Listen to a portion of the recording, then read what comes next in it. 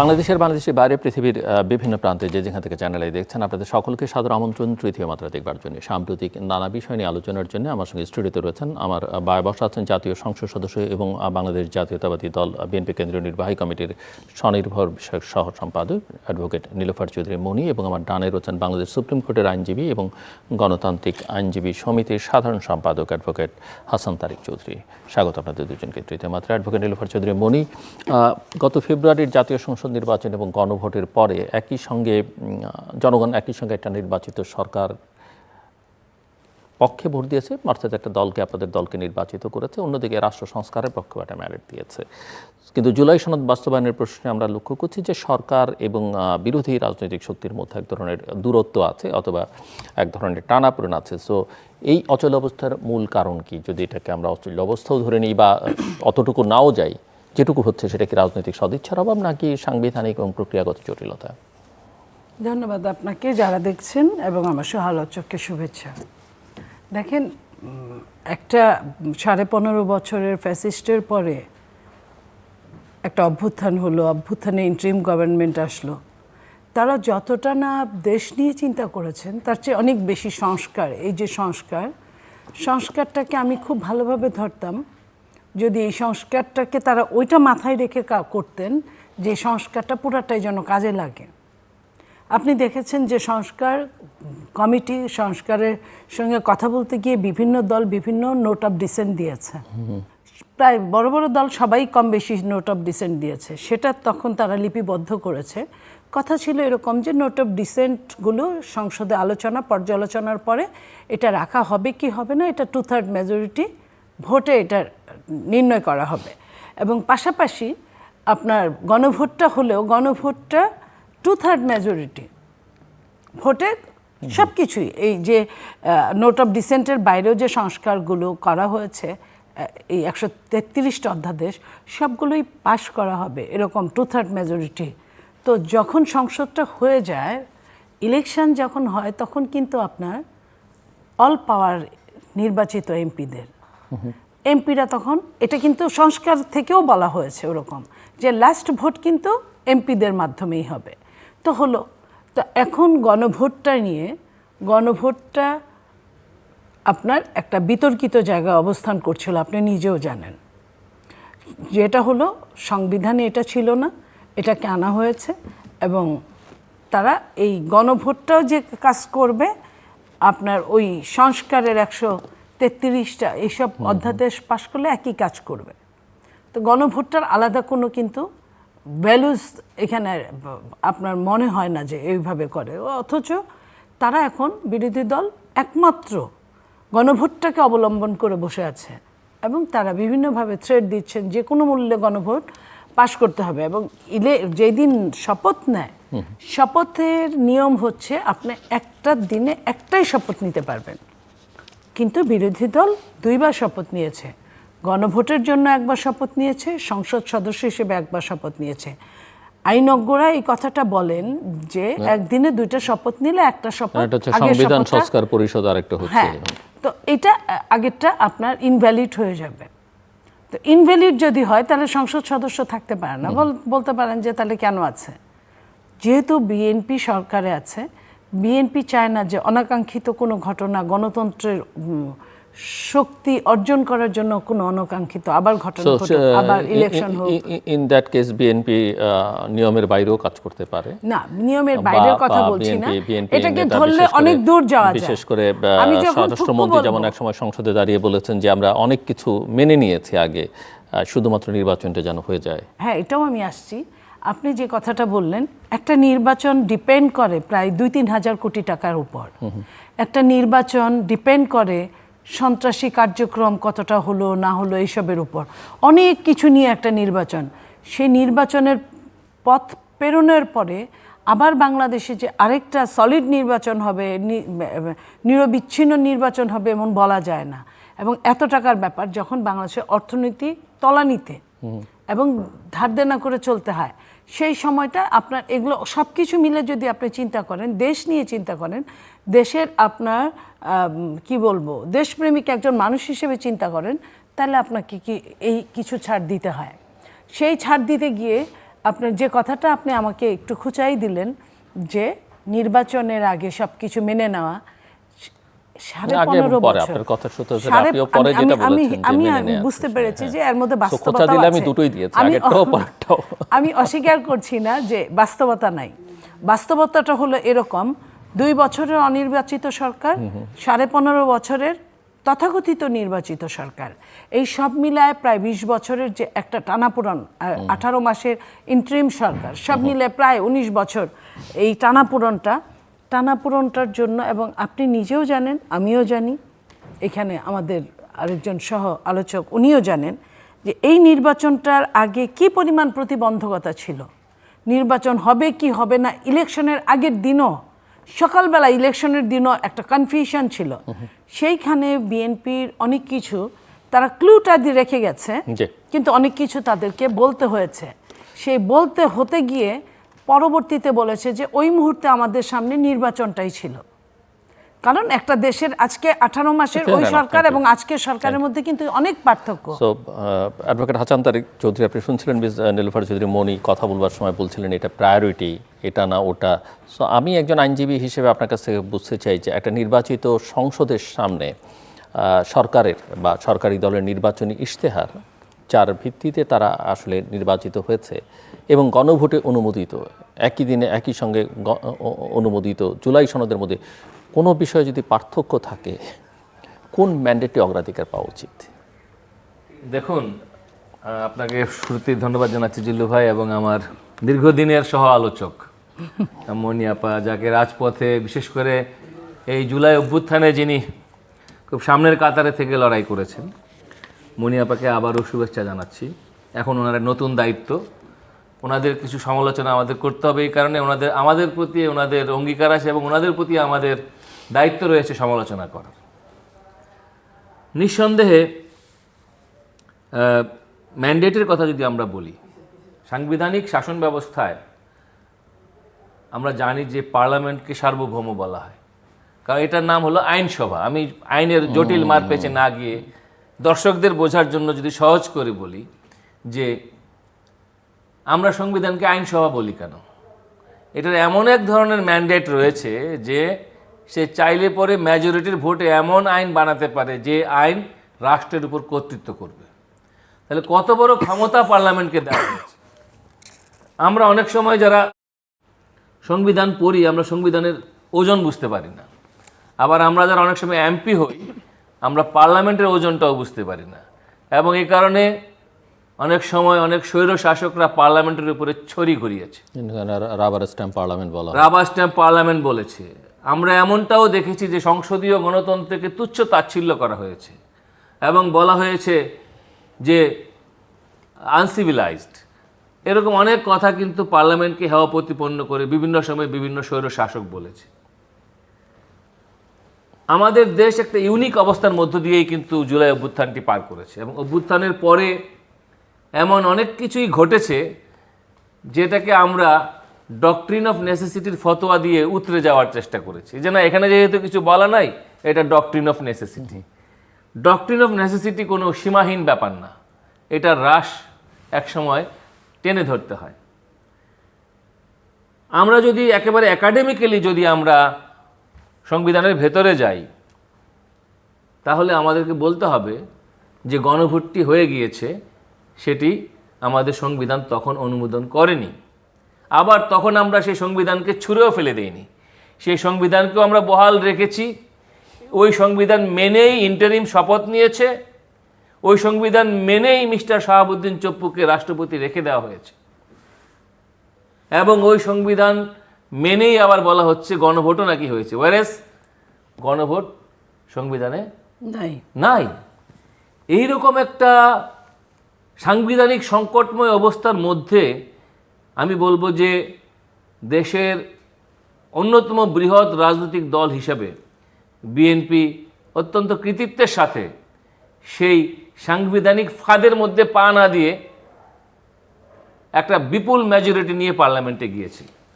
ফলে পলিটিক্যাল দক্ষতায় বিএনপিকে তো এই জায়গায় আমাকে ক্রেডিট দিতেই হয়, কিন্তু প্রবলেমটা হয়ে গেছে অন্য জায়গায়। বিএনপি এই সংকটকালীন সময় উত্তরণে সফল হলো এবং জামাতের মতো একটি স্বাধীনতা বিরোধী, যারা এই রাষ্ট্রের অস্তিত্বই বিশ্বাস করে না, সেই রকম একটি দলকে সাথে নিয়ে যখন পার্লামেন্টে বিএনপি গেল, বিএনপির বোঝা উচিত ছিল তার খেলার সাথী কারা। এবারের কথা এবারের পার্লামেন্টে, অর্থাৎ বিএনপি যখন পার্লামেন্টে গেল, সাথে নিয়ে গেল মানে কি আমি বুঝি না। সাথী মানে পার্লামেন্টে তো তারা কলিগ। না, কনোটেশনটা বুঝতে হবে। কনোটেশনটা হলো এই যে পার্লামেন্টে যে যখন বিএনপি তারা ইচ্ছা করে গেল, নিয়ে গেছে আর কি। পার্লামেন্টে যখন তারা গেল, তারা সরকারি দল হিসেবে গেল, হ্যাঁ, কিন্তু বিরোধী দল হিসেবে কাদেরকে পেল? এমন একটি দলকে পেল যারা এই রাষ্ট্রটাকেই বিশ্বাস করে না এবং রাষ্ট্রকে বিশ্বাসের অভিনয় করে। কিন্তু আমরা পদে পদে যেটি দেখছি, যারা বরাবরের মতো এই সংবিধানকে ছুঁড়ে ফেলার কথা বলেছে, আউট অ্যান্ড আউট, অর্থাৎ 0 থেকে শুরু করে 100 পর্যন্ত সব ছুঁড়ে ফেলার কথা বলেছে, অর্থাৎ গোটা সংবিধানটারই পুনর্লিখন। এই ধরনের একটা ন্যারেটিভ তাদের দিক থেকে, তাদের যে থিঙ্ক ট্যাঙ্ক, সেই জায়গা থেকে তারা নানাভাবে বাজারজাত করার চেষ্টা করেছে। বিএনপি অত্যন্ত সফলতার সাথে সংবিধানকে সমুন্নত রেখেছে, এইটুকু ক্রেডিট তাদেরকে দিতে হবে। কিন্তু যারা সংবিধানকে ছুঁড়ে ফেলে দিতে চেয়েছে, যারা সংবিধানকে পুড়িয়ে ফেলতে চেয়েছে, সেই জায়গায় যে রাজনৈতিক লড়াই, পার্লামেন্টের ভেতরে যে রাজনৈতিক লড়াই, সেই লড়াইটি বিএনপি যথাযথভাবে করতে পারেনি বলেই কিন্তু এখনো অনেক ইস্যু অসমাপ্ত রয়ে গিয়েছে। অর্থাৎ যখন কথা হওয়া উচিত ছিল সবচেয়ে বেশি করে বাজেট অধিবেশনে বাজেট নিয়ে, যে একটা ভঙ্গুর অর্থনীতি, যেটা অর্থমন্ত্রী বলছেন যে আমাদের দেশের অর্থনীতিটাকে আবার ঠিক জায়গায় আনতে 2 বছর লাগবে, 4 বছর বলেছে, মানে 2 বছর 2 বছর করে 2 ধাপে 4 বছর। এরকম একটি অবস্থায় যখন অর্থনীতি, তখন অভ্যুত্থানে যে যুবকদের দাবি ছিল যে কর্মসংস্থান, দেশে আরও বিপুল বিদেশি বিনিয়োগ, একটা বিনিয়োগ বান্ধব পরিবেশ তৈরি করা, সে আলোচনাটাকে বারবার নস্যাৎ করার জন্য আমরা দেখেছি জুলাই সনদের অমীমাংসিত কিছু বিতর্ক, যেটা প্রায়োরিটিতে হয়তো পরে থাকবে, সেটাকে সামনে নিয়ে এসেছে। এবং আপনি দেখেন যে এই যে ক্ষমতার রাজনীতির একটা কি বলবো আমি, একটা ক্ষমতার রাজনীতির এক ধরনের দেউলিয়াত্ব, ব্যাংক্রাপসি, এটা আপনি দেখতে পাবেন বিরোধী দলের আচরণের মধ্য দিয়ে, যে এমপি হওয়ার সাথে সাথেই তারা দেউলিয়াত্বের রাজনীতিটা কিভাবে করলো। এবং দুঃখের বিষয়, বিএনপিও তার পার্টনার হলো। সরকারি দলের এবং বিরোধী দলের এত বন্ধুত্ব এর আগে কখনো দেখা যায়নি শেখ হাসিনা বা এরশাদের আমলের গৃহপালিত বিরোধী দল বাদে। আমি জানি না জামাত নিজেকে গৃহপালিত বিরোধী দল বলে দাবি করবে কিনা, কিন্তু আপনি দেখেন, আমরা দেখতাম যে আওয়ামী লীগ আমলে বিভিন্ন প্রতিষ্ঠান গায়ের জোরে নির্বাচন ছাড়া দখল করে নেওয়া হতো। এখনও আপনি দেখবেন যে আমাদের যে বাংলাদেশ বার কাউন্সিল, যেটা সারা বাংলাদেশের আইনজীবী এবং বারগুলোকে কন্ট্রোল করে, সেই রেগুলেটরি প্রতিষ্ঠান কোনো যুক্তিসঙ্গত, আমি বলবো যুক্তিসঙ্গত কারণ ছাড়াই এক ধরনের দখল করে একটা অ্যাডহক কমিটি করা হয়েছে এবং তার জন্য একটা গ্যাজেট নোটিফিকেশন হয়েছে। এবং এটার পার্টনার কে? বিএনপিও আছে, এটার পার্টনার আছে জামাত, এটার পার্টনার আছে বিএনপি, অর্থাৎ বিএনপি, জামাত, এনসিপি সংখ্যানুপাতিক ভিত্তিতে অ্যাডহক কমিটি বানিয়ে বার কাউন্সিল দখল করে বসে আছে। তাহলে আপনি দেখেন যে যেখানে বিএনপি তাদেরকে ভাগ দিচ্ছে, সেখানে তাদের কোনো প্রবলেম নেই। জামাত আলহামদুলিল্লাহ বলে সেখানে, তার মানে কি বিএনপি পুরনো রোগেই আক্রান্ত? বিএনপির মধ্যে পুরনো রোগ রয়ে গিয়েছে, আমি সেটাই বলছি, এবং সেই রোগের পার্টনার হয়েছে এখন জামাত। আমার দুঃখটা হলো কোন জায়গায়, যে জনাব Tarique Rahman as a leader of the parliament, এবং যার মধ্যে অনেক ইতিবাচক পরিবর্তন মানুষ দেখছে বলে মানুষের মধ্যে একটা আশাবাদের সঞ্চার হয়েছে, এই সকল কাজই হচ্ছে জনাব তারেক রহমানের নামে, যা আমাদের তো কিছু করার নাই। এটা প্রধানমন্ত্রী ওখান থেকে নির্দেশ আসছে, যেটা আমরা হাসিনা না বলে শুনতাম, যাই কিছু হতো সব কিছু উপর থেকে আসে। এই যে পুরনো রোগ, এই রোগ সম্পর্কে বিএনপিকে সাবধান থাকতে হবে, এবং এই রোগ জামাতও ব্যবহার করছে। মজার বিষয়টা হলো যে জামাতও বলে যে আমাদের কি করার আছে, এটা ওখান থেকে আসছে। অর্থাৎ জনাব তারেক রহমান নামে জামাতও পুলসেরাত পার হয়ে যাচ্ছে এবং হাইব্রিড বিএনপিরও পুলসেরাত পার হয়ে যাচ্ছে। জানি সবাই ওহির কথা বলছে। সুতরাং এই যে ওহি রোগ, জি। হ্যাঁ, এই ওহি রোগের হাত থেকে যদি বিএনপি নিজেদেরকে রক্ষা করতে না পারে, তাহলে আমাদের জাতির কপালে আরো দুর্ভাগ্য রয়েছে বলে আমি মনে করি। নিরুফার চৌধুরী মনি, দেখেন, সমালোচনা করাটা, আপনার ভিন্ন মত না থাকলে আমি অন্য প্রসঙ্গে হ্যাঁ, যেতে আপনি পারি। অন্য প্রসঙ্গ নিতে পারেন, আমি এখানে একটু টাচ করে জি, যাব। sure. সমালোচনা একজন প্রথিতযশা সমালোচক করতেই পারে। আমি শিক্ষিত সমালোচককে খুবই রেসপেক্ট করি, যে বাংলাদেশ নিয়ে তারা ভাবেন, সমালোচনা করেন।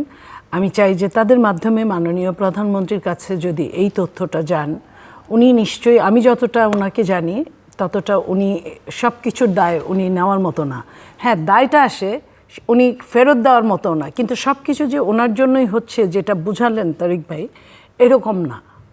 উনি ওইটুকু মানে স্বাধীনতা দিয়ে কাজ করার জন্য, এবং প্রত্যেকটা মানুষের আমি কথা ওনাকে উনি আপাদায়ী করি নাই, আমি বলেছি যে ওনার নাম ইউজ করে করে, সেটাই অন্যরা বাকিরা use যে করে করছে। ফেলছে, উনি জানেন কিনা সেটা আমরা জানি না। না, উনি যে জানেন না তাও না, উনি যে বুঝেন না তাও না, কিন্তু একটা রাষ্ট্র এতদিনের গণতন্ত্রকে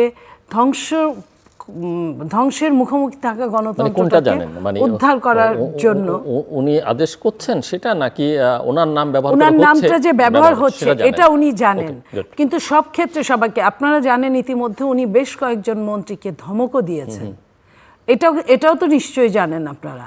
এবং উনি অনেকের কথা ইগনোর করেছেন, অনেক সিদ্ধান্ত বাতিলও করেছেন, এবং অনেককে বাধ্যও করেছেন ওনারা যে অন্যায় কাজগুলো করেছেন ওগুলোকে ওনার নলেজে যাওয়া পর্যন্ত, যখন দেখেছেন এটা নিয়ে বেশ সমালোচনা হচ্ছে, উনি ওইখানে স্টপ করে দিচ্ছেন।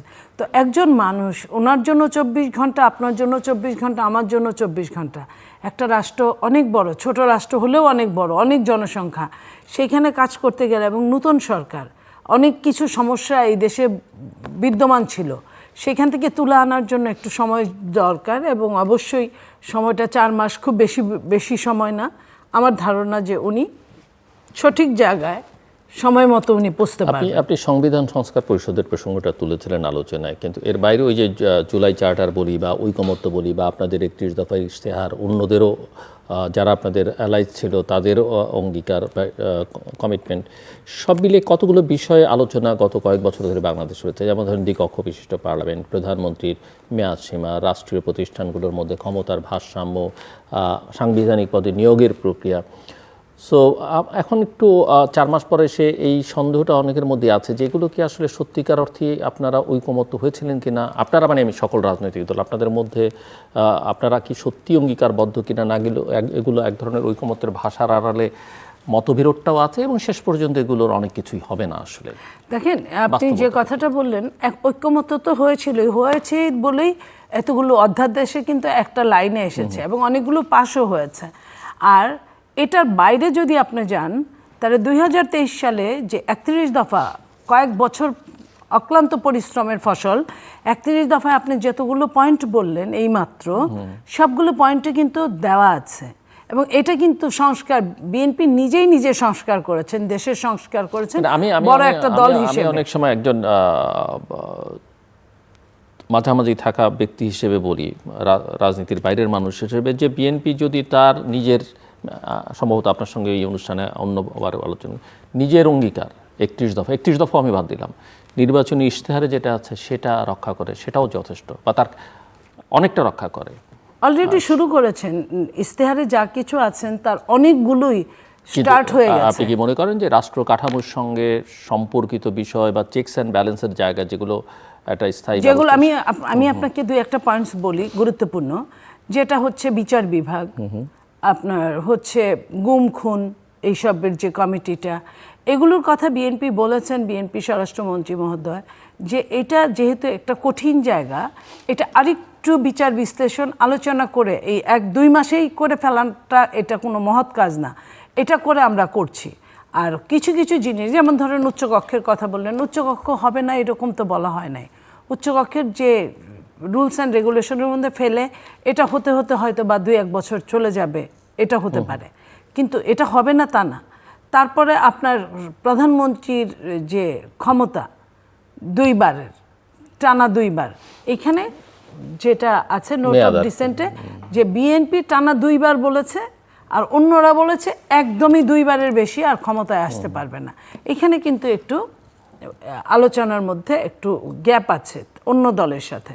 তো সেইখানে টানা 2বারের বেশি, তো বিএনপি টানা 2বার আগে হোক, তারপরে বুঝবেন এর মধ্যে তো সেই অধ্যাদেশও পাশ হবে। তো আর যে জায়গাগুলো আছে, আমার মনে হয় যে বিএনপি নির্বাচনী ইশতেহারের কাজগুলো পুরাদস্ত শুরু করেছে এবং স্টার্ট করেছে, এবং প্রত্যেকটা টার্গেট অনুযায়ী, লাইক আপনার 25 কোটি গাছ লাগানোর কথা, 25 কোটির 5 কোটি আমি বনমন্ত্রীর সাথে কথা বলে আসলাম, বলে যে এইবারের জন্য 6 কোটি, 5 কোটি কিন্তু বাইরে বলছে, কিন্তু 6 কোটি 30 লক্ষ গাছের তারা সরকারিভাবে বরাদ্দ রেখেছে, এই কারণে যে 30 থেকে 40% গাছ লাগালে মারা যায়, যেটা মারা যেতে না চায়। আরেকটা জিনিস যেটা বললেন, উনি দুঃখ করে বললেন যে একখানে বলা হলো যে পিএম আমাকে জিজ্ঞেস করলেন যে এখানে ওই চট্টগ্রামে যে 2 লক্ষ গাছ নিধন করেছিল সেইখানে কত গাছ লাগিয়েছেন, তো বলল যে সেইখানে 6 লক্ষ গাছ লাগিয়েছি।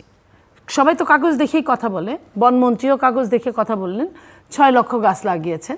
পিএম বললেন যে আমি আমার লোক দিয়ে কাউন্ট করিয়েছি, ওইখানে 2 লক্ষ গাছ আছে। এই যে দেখেন, এটা কিন্তু আমাদের কারোরই না, এটা সরকার দ্বারা এই গাছটা রোপণ করবে। তো একজন প্রধানমন্ত্রী তার কাজের বাইরেও কিন্তু আবার কাজ করাচ্ছেন, চেক করছেন, সে চেষ্টা করছেন। তো এইটুকু আমরা তার কাছ থেকে যেটুকু পেয়েছি, উনি তো চেষ্টা করছেন, কিন্তু ওনার সঙ্গে যারা আছেন তাদের তো সমান তালে করতে হবে, ওনাকে এখন সহযোগিতা এইখানে করতে সঙ্গে হবে। যারা আছেন, যাদের কথাটা বললাম আমি এক্সাম্পলটায়, সেখানে সঙ্গে কিন্তু প্রশাসন। এখন প্রশাসন যন্ত্র লাল ফিতার দৌরত্ব কখনোই কোনো সরকারের সাথেই সঠিকভাবে কাজগুলো করেন নাই। আপনি কাজীর গরু গোয়ালে পাবেন না, আপনি খাতায় কিতাবে পাবেন। আছে, তো এই কিতাবে পাওয়ার জন্য তাদের 6 লক্ষ, কিন্তু কাউন্টিংয়ের জন্য ওইখানে কিন্তু 3 ভাগের 1 ভাগ। তো 3 ভাগের 1 ভাগ, সেখানে মন্ত্রী মহোদয় বললেন যে 5 লক্ষ, আচ্ছা মনি 4 লক্ষ হলেও আমার দুঃখ ছিল না। এই দুঃখটা কাকে বলবো? তো এই যে এই দুঃখটা, এখানে আমাদের কোনো হাত নাই, আমরা সংসদে এটার জন্য বিল পাস করতে পারি, সংসদে এটা নিয়ে বক্তব্য দিতে পারি। আমার মনে হয় মন্ত্রীদের সঙ্গে প্রধানমন্ত্রীর প্রাপ্ত তথ্যের অনেক জায়গায় গ্যাপ আছে। এটা তো মন্ত্রীর জন্য না, এটা তো মন্ত্রীর কাজ না, তার মন্ত্রণালয়, প্রশাসন, আমি মন্ত্রী মন্ত্রণালয় বলছি না, মন্ত্রীর তো দায়িত্ব নিতে হবে, লিডার। তো এখন এটা তো একদিনে তো আসলে দুধের সাগর হবে না পানির থেকে, তা আর চেষ্টা করতে পারি আমরা, এইটুকু বলতে পারি। এখন সব তো আবার প্রশাসনের উপরে চাপিয়ে দিল না, না মন্ত্রীদের সেটাও দায়িত্ব না, নিতে হবে, যদি সবাইকে দায়িত্ব নিতে হবে, সবাইকে ওইটা নিতে হবে। সব মন্ত্রীরা যদি ব্যর্থ হয়, প্রশাসন যদি ব্যর্থ হয়, শেষ পর্যন্ত দায়টা প্রধানমন্ত্রীর ঘাড়ে গিয়ে আর বর্তাবে। যতই প্রশাসনের যতটা হাসান তারেক খাতির চৌধুরী আছে, বা আমি বা আপনি যতই প্রশংসাদার করি না কেন, প্রশাসন যে ইজমটা কাজ করে, এমপি মন্ত্রীদের কিন্তু ওই ইজমটা কাজ করে না, যে কারণে রাষ্ট্র আরো ধাক্কা খায়। যেটা পাওয়া উচিত ছিল। এই কথা সূত্র ধরে আপনার কাছে আমার প্রশ্ন, যে দীর্ঘদিন ক্ষমতার বাইরে থাকা একটা দল এবং ক্ষমতা এলে প্রশাসন, পুলিশ, রাষ্ট্রীয় প্রতিষ্ঠানগুলো দলীয় প্রভাব মুক্ত রাখতে পারছে কি না, এই একটা বড় পরীক্ষা হয় নাকি দলীয় প্রভাবকে আরও বাড়িয়ে তুলছে। সো আমি আপনার কাছে কিছু বুঝতে চাই, যে 4 মাসের খানিকটা বেশি সময়, এই সময় বর্তমান সরকার সেই পরীক্ষায় কতটা সফল, কতটা ব্যর্থ, কতটা অসৎ উদ্দেশ্য দ্বারা প্রণোদিত।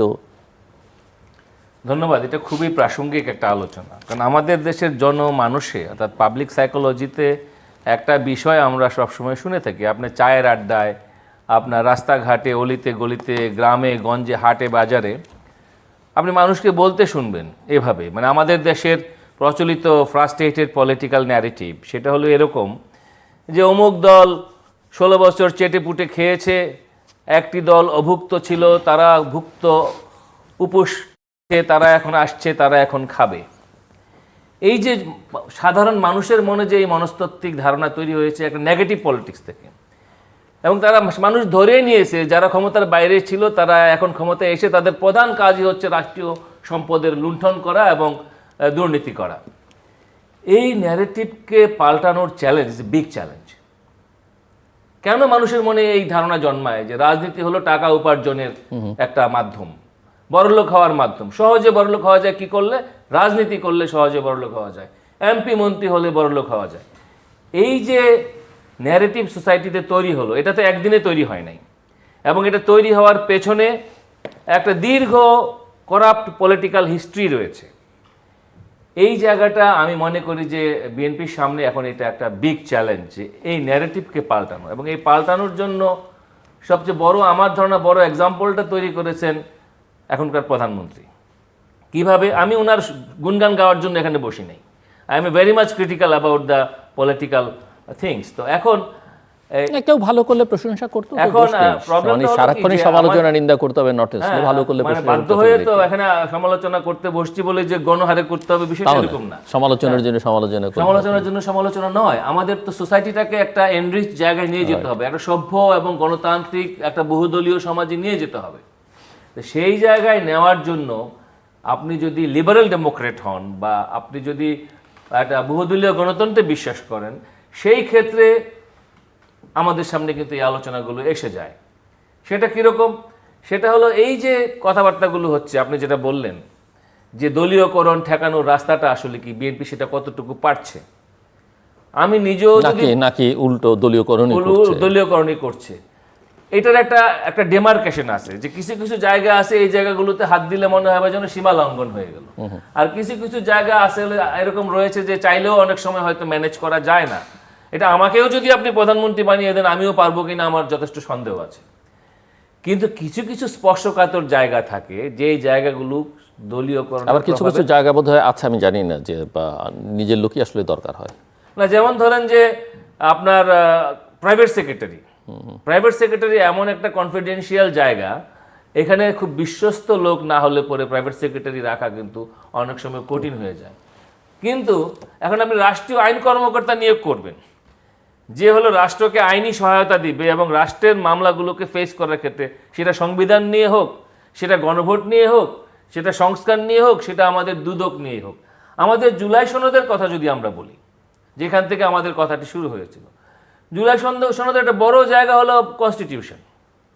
জুলাই সনদের একটা বড় জায়গা হলো আমাদের বিচার ব্যবস্থা, যেখানে লক্ষ লক্ষ মামলা ঝুলে আছে। এবং আমরা বলি যে আমাদের আইনজীবীরা যারা এই সর্বোচ্চ আদালতে যারা আইন পেশায় নিয়োজিত আছে, তারা দিনকে দিন অসহায় হয়ে যাচ্ছে।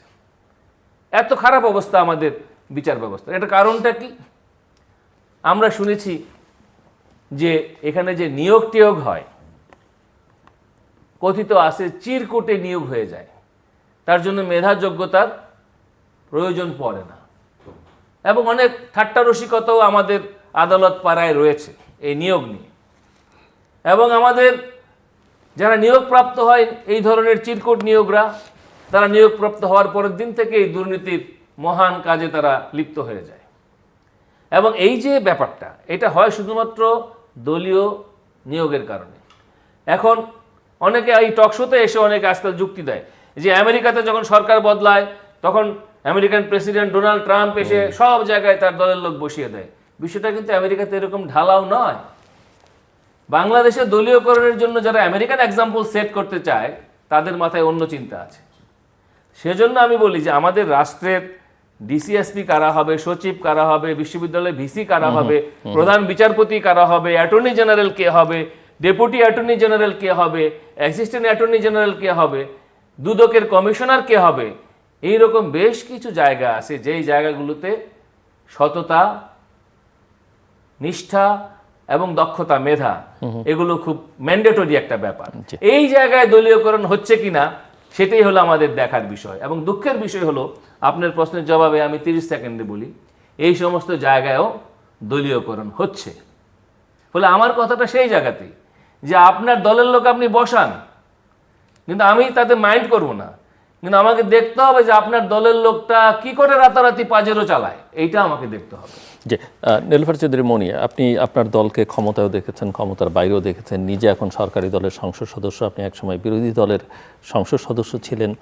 সো আমরা বাংলাদেশের রাজনীতিতে সরকার বদল দেখি, এবং সরকার বদলালেও ক্ষমতার কেন্দ্রীকরণের কথা বলি, দলীয়করণ যেটা নিয়ে আমরা তখন কথা বললাম, দুর্নীতি, এমনকি বিরোধী মত দমনের যে সংস্কৃতি, সেটা বদলায় না। কেন বদলায় না? আসলে সমস্যাটা কোথায়? সংবিধানে, আমাদের পলিটিক্যাল কালচারে, নাকি নেতৃত্বের চরিত্রে?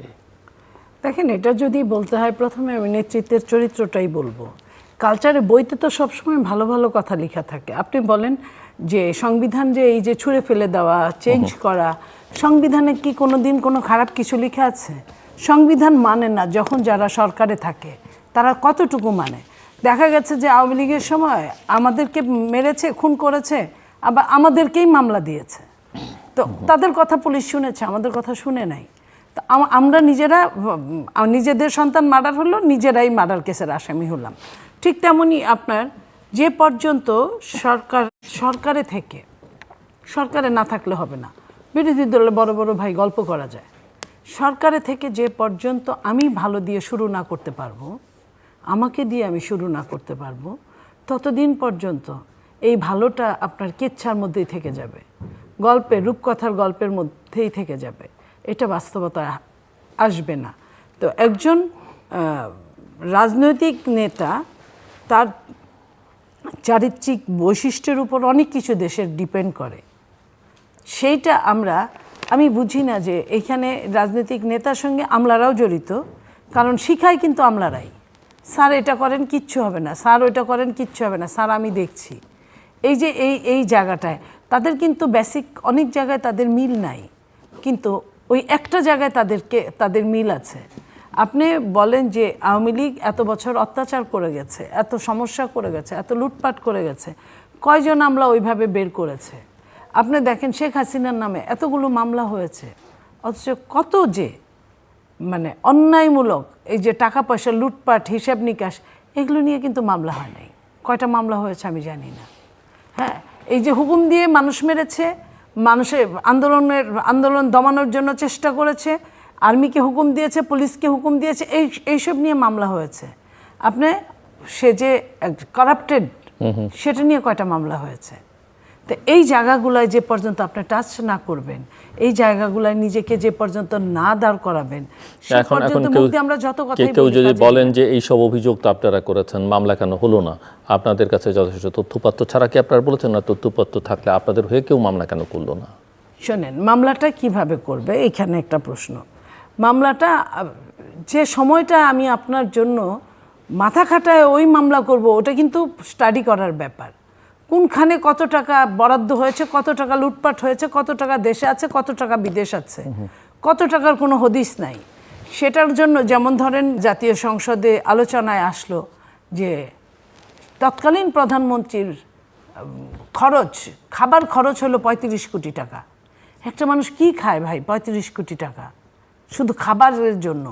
তো এই কথাটা এখন প্রশ্ন করার পরে আসছে। তো এরকম অনেকগুলো প্রশ্নের পরে কিন্তু মিল হয়ে একটা মামলা হবে বা একটা কিছু হবে। এই সময়টা তাদের কোথায় আছে? যতক্ষণ এখানে সময় দিবে তারা, ততক্ষণ মনে করে লামসাম একটা মার্ডার কেসের মামলা ঢুকাই দিলাম, এতে কিছু আমার লাভও হইলো, আবার আমার কিছু হিরোইজমও থাকলো, তো সেটা দিয়ে আমি মামলা চলতে থাকলো, আমি আমার মতো কাজ করতে থাকলাম। আমি এটা সবার জন্য সব জায়গায় সিরিয়াসনেসের একটা ঘাটতি, এবং হ্যাঁ, তো এই যে প্ল্যান, অনেকটা রেটরিকটাই পছন্দ করেন, রেটরিকের উপরে নির্ভর। এই যে প্ল্যানটাই তো নাই। এই বিড়ালের গলায় ঘুঁটি বাঁধার লোক নাই। ঘুঁটি বাঁধতে গেলে যে ঘুঁটিটা শক্ত কিনা চেক করতে হবে, টেস্ট করতে হবে, সেই মানুষটা নাই। তো সেই মানুষটা রাজনীতিতে যতদিন পর্যন্ত না হবে, বাংলাদেশের রাজনীতির ওই জায়গাগুলায় আপনার এই গ্যাপগুলা থেকে যাবে। হাসান তারিক চৌধুরী, আপনি উল্লেখ করছিলেন যে কর্মসংস্থানের কথা, বিনিয়োগের কথা। সো মূল্যস্ফীতি আমরা তো সবাই জানি আছে, এবং গত 3 মাস ধরে এটা হাইয়েস্ট লেভেলে আছে। যুব বেকারত্ব আমরা সবাই জানি, এবং বিনিয়োগ হচ্ছে না, সেটা বৈদেশিক বিনিয়োগ বা দেশীয় বিনিয়োগ, এবং ব্যাংকিং খাতের দুর্বলতা সর্বজন বিদিত।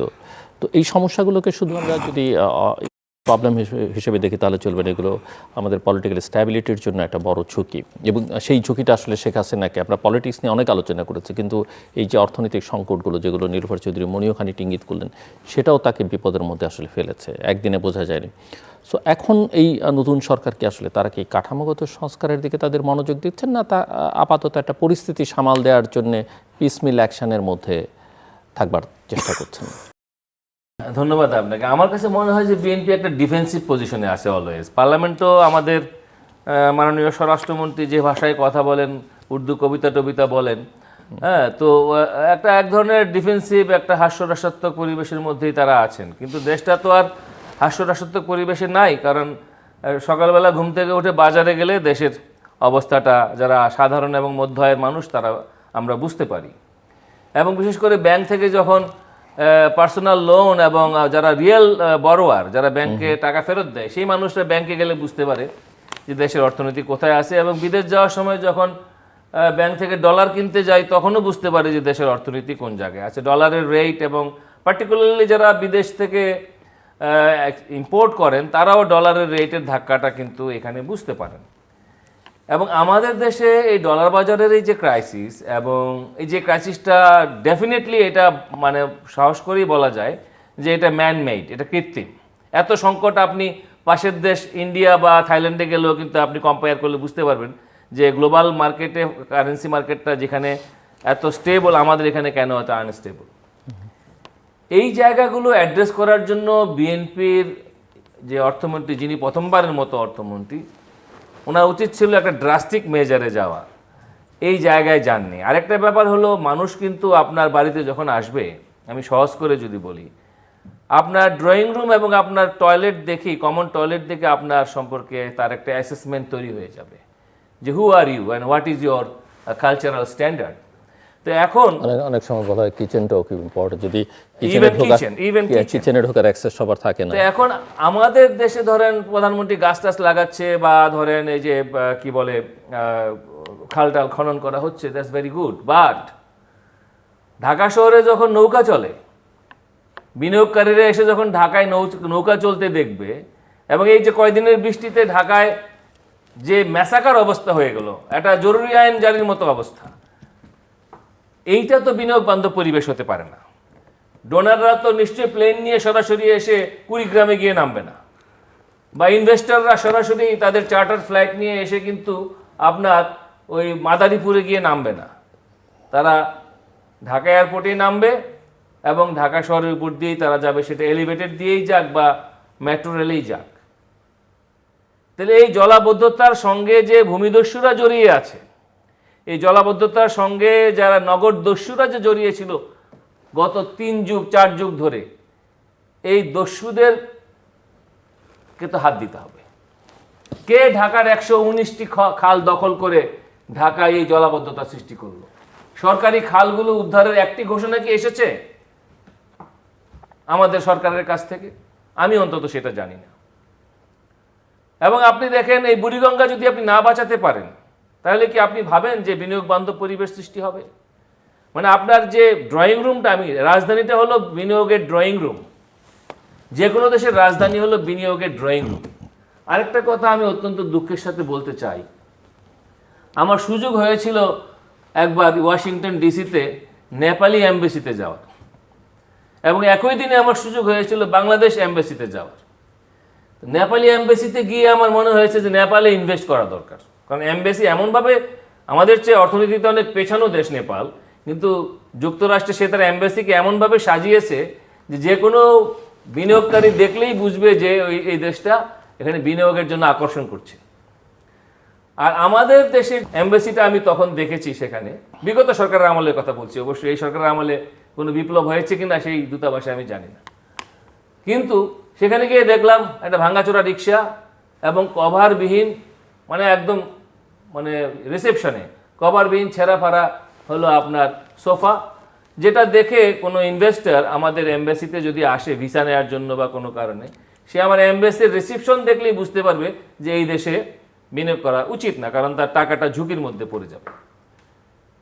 This is a question of efficiency. এটা করার জন্য 1000 কোটি টাকা লাগে না। আমাদের এম্বাসিগুলো যে বিদেশে পড়ে আছে এবং তারা একটা রাজকীয় জীবনযাপন করছে জনগণের ট্যাক্সের টাকায়, সেই এম্বাসিগুলোতে ডেকে তো একটা সম্মেলন করা উচিত, যে আপনাকে যে আমি সুইজারল্যান্ডে বসিয়ে রেখেছি, আপনাকে যে আমি বার্লিনে বা প্যারিসে বসিয়ে রেখেছি, আপনি কি ইনভেস্ট আনার ক্ষেত্রে হোয়াট ইজ ইউর রোল, আপনি কি করতে পারলেন, এবং না করতে পারলে ফেরত আসেন, এসে সচিবালয়ে এসে আপনি আবার ডেস্কে বসেন। এই যে নো ওয়ার্ক নো পে বা এফিসিয়েন্সি লেভেল দেখে, অর্থাৎ আপনি যখন কোনো শ্রমিককে নিয়োগ দেন, সে যদি আপনার কাজটা করে দিতে না পারে, আপনি কি তাকে মজুরি দেবেন না। এই জায়গায় দেশকে নিতে না পারলে আমরা যে ধরনের বাংলাদেশ চাই, সেই বাংলাদেশ হয়তো বা করা কঠিন হয়ে যাবে। এটা খুব দুঃখজনক যে এই যে আপনি যে অভিজ্ঞতার কথা বললেন, আমরা আসলে এরকমই একটা জাতি, যে জাতি আমরা চাইতেও পারি না, নিতেও পারি না। এই যে চাইতে না পারা এবং নিতে না পারা এবং অর্জব করা একটা জাতি, বিশ্বের সবখানে অর্জবের জন্যই বিখ্যাত আমরা। তো এই জায়গাটায় একটা সরকারের যখন যে সরকারই আসুক না কেন সেই সরকারের অবশ্যই চিন্তা করা উচিত যে আমি এই 5 বছর থাকবো, এর মধ্যে আমি 5 বছরে আমি জিরোতে আনবো আনস্কিল স্টাফ, যদি সরকার চেষ্টা করে। এবং এই যে আপনি যেটা বললেন যে ড্রয়িং রুম দেখে বা সোফা দেখে যে অবস্থায়, একটা এম্বাসির এত দৈন্যতা দেখানোটা ঠিক না। আসলে এম্বাসির যে স্টাফরা থাকে তাদের কোনো কাজ নাই, তারা কাজ করে না। আমাদের মানুষগুলো যখন বিপদগ্রস্ত হয় তাদের ওইখানে গেলে তারা ওইভাবে সাড়া দেন না, তারা নিজেকে নিয়েই ব্যস্ত থাকে, প্রভুর মতো আচরণ করে, লাগে টাকা দিবে গৌরী সেন, তাদের কিচ্ছু আসে যায় না। তারা দেশটাকে নিয়ে কে কোনখানে কোন অ্যাম্বাসেডরটা আছে দেখেন যে বাংলাদেশকে 10টা 5টা ব্যবসা এনে দিয়েছে। আমি 18 মাসে আমি বিজনেস সাবমিট দেখলাম, কত বিদেশ থেকে খুঁচিয়ে আকাশে উড়া মানুষগুলাকে নিয়ে আসলেন। যে আকাশে উড়ে না নিশ্চয়ই ব্যবসাটাকে উড়ায় দিতে পারবে, কিন্তু আমরা যেখানে ছিলাম ওইখানে আরও নিচের দিকে ধাবিত হয়েছি। এখন তারা আছে, তাদের সাথে আরও যোগ হয়েছে। এখন যদি সঠিক সময় যদি সঠিক কাজ না করতে পারে। আমরা তো জেনেছি যে আসলে সামিটটা হয়েছে, অর্থ ব্যয় হয়েছে, কিন্তু যাদেরকে আনা হয়েছে তারা আসলে সেই অর্থে বিনিয়োগকারী না। হতে পারে যে এটা সেই অর্থে বিনিয়োগকারী না, কিন্তু তারা আবার এটাও বলে গিয়েছিল যাওয়ার সময় যে গণতান্ত্রিক কোনো রাষ্ট্র ছাড়া নির্বাচনবিহীন রাষ্ট্রের সাথে ব্যবসা করা যায় না। তো এখন নির্বাচন হয়েছে, এখন আমরা মনে করব যে আমাদের যারা অ্যাম্বাসেডর আছে বিদেশে যারা আছে, যারা দেশকে তুলে ধরতে চাচ্ছে, তারা অবশ্যই স্কিল কর্মচারী নিয়ে যাবে। অবশ্যই বিদেশ থেকে বিভিন্ন জয়েন্ট ভেঞ্চার কোম্পানিগুলো যদি আনতে পারে, বাংলাদেশের যে অবস্থা, যে সিচুয়েশন, একমাত্র বিদেশি জয়েন্ট ভেঞ্চার আনলে, বা আমি ঋণ করে আর কতকাল চলবো। আমি তো এমন কাজ করতেই পারি যে আমার যেহেতু অনেক মানুষ আছে, মেন পাওয়ার আছে, আমি তো এখানে কাজ করতে পারি। সেই কাজগুলোর জন্য ব্যবস্থা করার জন্য আমি মনে করি যে বর্তমান সরকার একদিনও এখানে বসে থাকার কোনো উপায় নাই। যদিও সরকার চেষ্টা করছে, আপনি দেখেন সরকার প্রথমেই যে 2টা দেশকে চুজ করেছে যাওয়ার জন্য গেলেন সরকার, একটা হলো গিয়া মালয়েশিয়া, তার এদেশের মেন পাওয়ার সাপ্লাই দেওয়ার জন্য, আরেকটা চায়না সারা বিশ্বে এখন বিশ্বের উপর ব্যবসায়িকভাবে উনি নেতা, প্রথম সারির নেতা, সেইখানে তাদের সাথে গিয়েছে। যদি তাদের মাধ্যমে যদি এরকম কিছু আনতে পারে, আনার চেষ্টা হচ্ছে যে আরও বিশ্বের অনেকখানে আছে, অনেক দেশ আছে, আমরা আশা করব যে এই সরকার এই কাজগুলো খুব ভালোভাবে করতে পারবেন এবং করার চেষ্টা করছেন। আমি একটা প্রশ্ন আপনার কাছে করতে চাই, আমরা একটু শেষের দিকে চলে এসেছি, যে আপনি তো দীর্ঘদিন যাবৎ গণমাধ্যমের সঙ্গে আপনার সম্পর্ক, নানা গণমাধ্যমে কথা বলেন। সো সরকার বদলেছে, গণমাধ্যম কতখানি নিরাপদ, কতখানি স্বাধীন, অনেকেই মনে করছেন যে এটা হয়তো সাময়িকভাবে যেটুকু আছে সেটুকু থাকবে কিনা অনেকের মধ্যে সংশয় আছে। কেননা গণমাধ্যমগুলো যেভাবে বিভিন্ন মহলের নিয়ন্ত্রণে যাচ্ছে সেটা নিয়ে একটা প্রশ্ন আছে। আরেকটা হচ্ছে যে একথা ঠিক যে ভুল তথ্য বা মিসইনফরমেশন, ডিসইনফরমেশন বা প্রোপাগান্ডা, অনলাইনে বিদ্বেষ ছড়ানো হচ্ছে, এগুলো নিয়ে সবাই ফারিংসের মধ্যে আছে। আর কখনো কখনো বিরোধী দল দাবি করে তাদেরও সমস্যা আছে, সাধারণ মানুষ এটা ফিল করে। কিন্তু এগুলোকে আবার নিয়ন্ত্রণ করবারও একটা দাবি আছে, সরকারও হয়তো চিন্তা করছে। কিন্তু এই নিয়ন্ত্রণের নামে ভিন্নমত দমনের অস্ত্র হিসেবে এগুলো ব্যবহৃত হবে না, এই নতুন চিন্তাভাবনাগুলো, সেটা কিভাবে নিশ্চিত করা যাবে? দেখেন, আমি তো সাংবাদিকদের সাথে অনেক কাজ করেছি। সাংবাদিকদের যতটা চিনি, আমি কোনো ব্যক্তিগত কাউকে বা সংখ্যালঘিষ্ঠ হিসেবে বলছি না, আমি সংখ্যাগরিষ্ঠ হিসেবে কথাটা বলছি। সাংবাদিকদের তেমন কোনো চেঞ্জ আসে নাই, দুঃখের সাথে বলছি এটা। সাংবাদিকরা জাস্ট শুধু উপরের ভোলটা পাল্টিয়েছে, কাপড়টা পাল্টিয়েছে, নেচারটা একই জায়গায় আছে। নেচারে ঢালাও সমালোচনা হয়ে গেল না, আমি সংখ্যাগরিষ্ঠ নিয়ে বলছি। আমি ব্যতিক্রম আছে, কমগুলোর কথা তো আসে না, এক্সাম্পল আসলে ওরকমই হয়। তো সেইখানে তাদের ভেতরে যে হলুদত্বটা, এই হলুদত্বটা যদি না সরান তারা, তাহলে এই দেশের শুধুমাত্র রাজনৈতিক দলরাই একটা দেশকে পরিপূর্ণ উন্নয়নের দিকে নিতে পারে না। এটা একটা টিমওয়ার্কে আপনার রাজনীতিবিদ থাকবে, আমলা থাকবে, সাংবাদিক থাকবে, বুদ্ধিজীবী থাকবে, আপনার অ্যাডভোকেট, ডাক্তার, ইঞ্জিনিয়ার তারা থাকবে, তাহলে না একটা দেশ সামনের দিকে এগোতে পারে। তো সেইখানে সাংবাদিক একটা বড় মাপের ফ্যাক্টর। তো তারা যখন দেখবেন যে বিশ্ব আলোড়ন সৃষ্টি হয় এমন অনেক খবর হয়েছে, কিন্তু তারা লেখে নাই। কারণ আমি শুধু সাংবাদিকদের দোষ দিব তাও দিচ্ছি না। এখানে আবার এখানে এসে প্রকারান্তরে ভিন্নতা আসছে, কারণ প্রত্যেকটা টেলিভিশন পত্রিকার মালিকানা বেস, কখনো মালিককে খুশি রাখার জন্য, কখনো অতিরিক্ত খুশি রাখার জন্য তারা তাদের হলুদত্ব ছাড়তে পারে না। কেউ বাহ্যিক হলুদ, কেউ মেন্টাল হলুদ। এই যে আমি ম্যাক্সিমামের কথা বললাম, তাদের মধ্যে এই বাহ্যিক হলুদটাকে না হয় আপনি একটা সম্বরণ করলেন, কিন্তু মেন্টাল হলুদটা কিন্তু খুবই ক্ষুরোধারেরা, এবং কখন কি বলবে বুঝে। তো এই তাদের যদি নেচার যদি চেঞ্জ না হয়, আমি বোধহয় কিছু এটা হলুদের ছোঁয়া আছে। না, এটা তো হচ্ছে মানে বাহ্যিক। তো আমি এটা শুধু বাহ্যিকই না, এটা কালারকে আপনি মেইন করলেন। আমাকে দেখে হলুদ আমি ওইটা বোঝাতে চাইনি। আমি যেটা বোঝাতে চেয়েছি সেটা হলো যে গণতন্ত্রকে রক্ষা করার জন্য, শক্তিশালী করার জন্য সাংবাদিকদের বিকল্প নাই। তো সাংবাদিকরা যতটা ট্রান্সপারেন্ট হবে, যতটা আপনার সমালোচনা করবে সরকারকে, সরকারের বাইরে থেকে ভেতর থেকে, ততটা গণতন্ত্র মজবুত হবে। সেইখানে আমি তাদের ভীষণ অভাব দেখছি, এবং আমার আশা যে তাদের হয়তো চেঞ্জ হবে। ফাইনাল রাউন্ড, অ্যাডভোকেট হাসান তারিক চৌধুরী, 3 মিনিট সময়, ক্লোজিং রিমার্কস। আমার খুব বেশি কথা নাই এবং এই বিষয় যেটা আমি মিডিয়া নিয়ে প্রশ্ন মিডিয়ার মধ্যে আমরা যে চেহারাটা বিভিন্ন সময় দেখেছি, যে মিডিয়ায় এক ধরনের পার্টি স্লেভ তৈরি হয়েছে। প্রো পিপল মিডিয়া যেটা, সেটা তো মানুষ দেখতে পায়নি, এবং প্রো পিপল মিডিয়া যে নাই তাও না, সেটা আছে সংখ্যায় নগণ্য। এবং আমার ধারণা মনিয়াপা যথার্থই বলেছে। এখন বিষয়টা হলো যে এই মিডিয়ার তো একটা লিগ্যাল গ্যারান্টি লাগবে, লিগ্যাল সেফগার্ড লাগবে। একজন রিপোর্টার বা একজন জার্নালিস্ট বা একজন এডিটর যে সাহস করে অবস্থানটা নেবেন, সেই লিগ্যাল গ্যারান্টিটা যদি রাষ্ট্র নিশ্চিত না করে, তিনি কোন সাহসের বলে এখানে এসে অবস্থানটা নেবেন? সবাই তো আর প্রথম আলো, ডেইলি স্টার না, এটা আমাদেরকে মাথায় রাখতে হবে। কারণ তারা এক ধরনের ইনস্টিটিউশনে পরিণত হয়েছেন, এবং সেটার জন্য তাদের নানা ধরনের সেফগার্ড তারা তৈরিও করেছেন। তো এই জায়গায় এসে আমরা একটা উদাহরণ আমি এখানে দিতে পারি, যে ইন্টারিম যখন নারী সংস্কার কমিশনটা করলো, আমি যদি এখন বিএনপির নেতৃত্বাধীন এই সরকার এবং এই পার্লামেন্টের কাছে প্রশ্ন করি যে এই নারী সংস্কার কমিশনের কেন এই দাফন কাফন হয়ে গেল, কিন্তু সেখানে কথাগুলো কি হারিয়ে যাবে? যে সুপারিশগুলো ছিল, শিরিন আপা যে সুপারিশগুলো সামনে আনার চেষ্টা করেছিলেন, সেই সুপারিশগুলো কি হারিয়ে যাবে?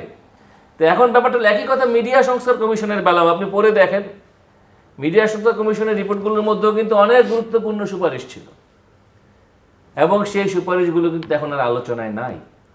এটা নাই এই কারণে দলদাস বলে যে টার্মটি আমাদের দেশে মিডিয়া অঙ্গনে পরিচিত হয়েছিল, সেই রোগ আবার মাথাচাড়া দিয়ে উঠেছে। দলের দাস, এটা কিন্তু মাথাচাড়া দিয়েছে, এবং যারা দলের দাস হতে পারবে তার ন্যায় অন্যায় দেখা হবে না। তিনি বিভিন্ন জায়গায় গুরুত্বপূর্ণ পদে পদায়িত হবেন, যেটা আমলাদের বেলায় যেটা হয়, আমাদের আদালতে যেটা হয়, মিডিয়া পাড়ায়ও সেটা হয়। সেই জায়গা থেকে আমাদের বেলুনটাই হলো অভ্যুত্থানের অঙ্গীকার ছিল, জুলাই অভ্যুত্থানের অঙ্গীকারের জায়গাগুলো ছিল এইটা। কিন্তু আমাদের উপদেষ্টারাও সেটা লঙ্ঘন করেছে, নিজেরা দুর্নীতির পাহাড় সৃষ্টি করেছে, এবং বাচ্চা বাচ্চা উপদেষ্টাদের সামনে দুর্নীতির বড় বড় এক্সাম্পল সেট করেছে। আমাদের জুলাই অভ্যুত্থানের স্পিরিট কিন্তু সেটি ছিল না। জুলাই অভ্যুত্থানের স্পিরিট ছিল একটা গণতান্ত্রিক, মানবিক এবং বৈষম্যহীন সমাজ। আমি ওই কথাটাই দ্বিতীয়বার বলতে চাই, যে একটা বৈষম্যহীন সমাজের জন্য কিন্তু প্রথমে যেটা, ওই যে বৈষম্য কোটা, এই যে কোটা না মেধা, সেই বৈষম্য দিয়ে শুরু করে কিন্তু একদম রাষ্ট্র পর্যন্ত টান দিয়েছিল। একটা রাষ্ট্রকে চেঞ্জ করতে পারে যে বৈষম্যগুলো, কিন্তু ধরে রাখতে পারবে না, এটা তো হতে পারে না। ধরে রাখতে না পারলে তা তো রাষ্ট্রের কোনো লাভ হবে না। আমরা যদি সেই চেতনাকে ধরে রাখতে চাই, এই অভ্যুত্থানটাকে ধরে রাখতে চাই, তাহলে তার হয়ে কাজ করতে হবে। তার হয়ে কাজ করতে গিয়ে যত আমরা ব্যক্তিগত অসৎ স্খলনে স্খলিত হব, তত এটা থেকে আমরা দূরে সরে যাব এবং রাষ্ট্র যত তার এখতিয়ার থেকে বঞ্চিত হবে, যেটা তার দরকার সেটা থেকে যত বঞ্চিত হবে, আমাদের আবার না কোনো সময় আরেকটা জুলাই বা আরেকটা আগস্ট বা আরেকটা সেপ্টেম্বর আসতে হয়। আমরা তো এটা চাই না বারবার। উন্নত দেশগুলোতে কিন্তু 50 বছর 100 বছর এরকম হয় না। দেখেন, আমি উন্নত কথা বাদই দিই, আমার প্রতিবেশী তার অনেক রকম সমস্যা থাকতে পারে, কিন্তু একটা জায়গায় দেখেন এইখানে তাদেরও কিন্তু নির্বাচনী কিছু সমস্যা আছে, কিন্তু বেসিক জায়গাটায় কিন্তু তাদের কোনো ওই সমস্যাটা নাই।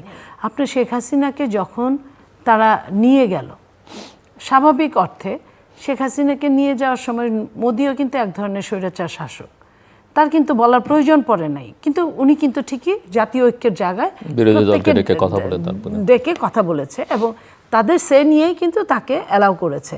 এই যে অ্যালাউটা, ওই যে জাতীয় ঐক্যের জায়গায় কিন্তু তারা এক আছে এবং তাদের নির্বাচনী জায়গাটায় সেটা তো আসলে ভারতীয়দের দেশপ্রেম আমাদের সঙ্গে এটা তুলনায় করা যায় না। তো এই জায়গাগুলো আমরা কেন অন্যদের খারাপ জিনিসগুলো শিখি, আমরা কেন ভালো জিনিসগুলো শিখি না? আমাদের এটাই সমস্যা।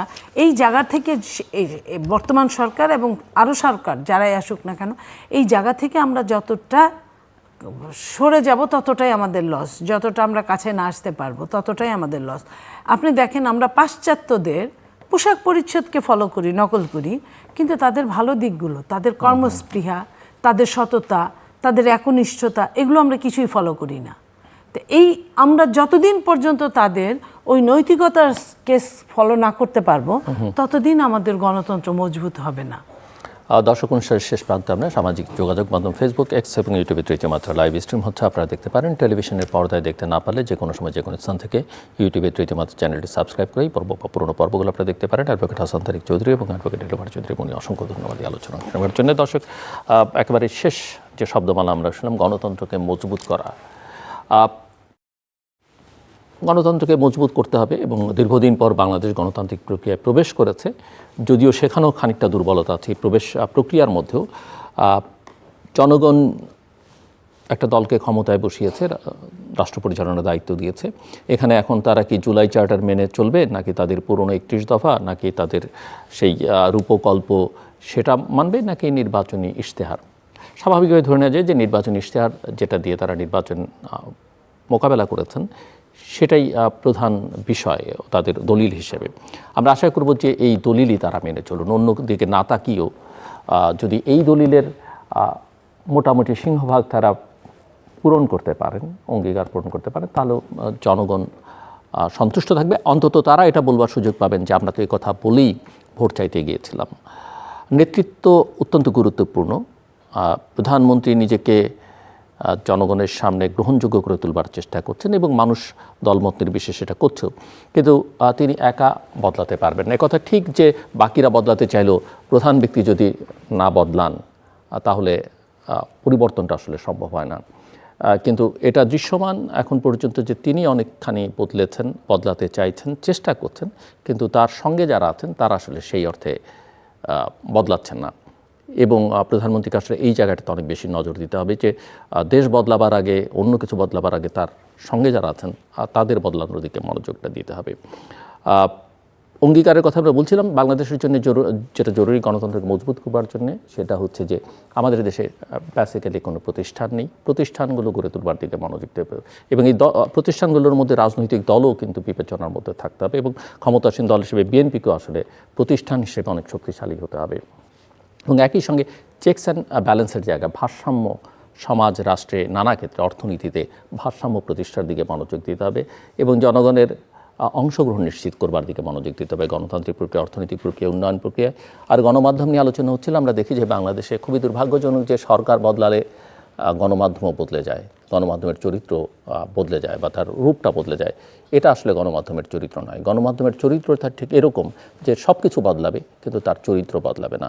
আমরা সেরকম একটা গণমাধ্যমও দেখতে চাই এবং আমরা আশা করি এটা সরকার আইন কানুন নিয়ম দিয়ে করতে পারবে না, এটা আসলে গণমাধ্যমের ভেতর থেকে হতে হবে, কিন্তু সেই জায়গায় যেন সরকারের কোনো হস্তক্ষেপ না থাকে। আমাদের সাথে থাকবার জন্য অসংখ্য ধন্যবাদ, তাদের সবার জন্য শুভকামনা।